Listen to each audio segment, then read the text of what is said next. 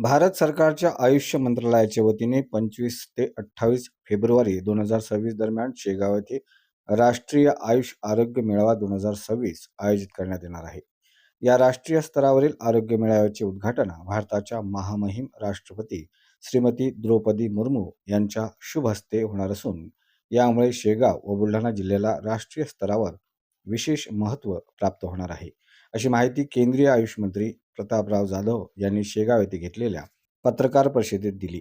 संत गजानन महाराजांच्या पावन नगरीत होणाऱ्या या मेळाव्याच्या उद्घाटन समारंभाला महाराष्ट्राचे महामहिम राज्यपाल आचार्य देवव्रत, मुख्यमंत्री देवेंद्र फडणवीस, उपमुख्यमंत्री एकनाथराव शिंदे, उपमुख्यमंत्री सुनीत्राताई पवार, बुलढाणा जिल्ह्याचे पालकमंत्री मकरंद आबा पाटील, सहपालकमंत्री संजय सावकारे, कामगार मंत्री आकाश फुंडकर, आमदार डॉक्टर संजय कुटे यांच्यासह अनेक मान्यवर उपस्थित राहणार आहेत.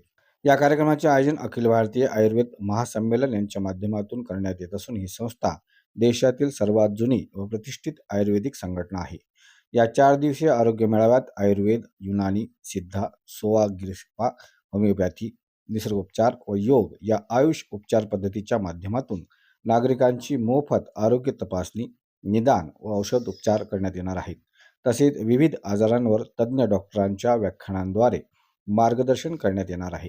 शेतकऱ्यांसाठी वनौषधी लागवड, त्यांचे आर्थिक फायदे व शाश्वत शेतीविषयक विशेष मार्गदर्शन सत्राचे आयोजन करण्यात आले आहे.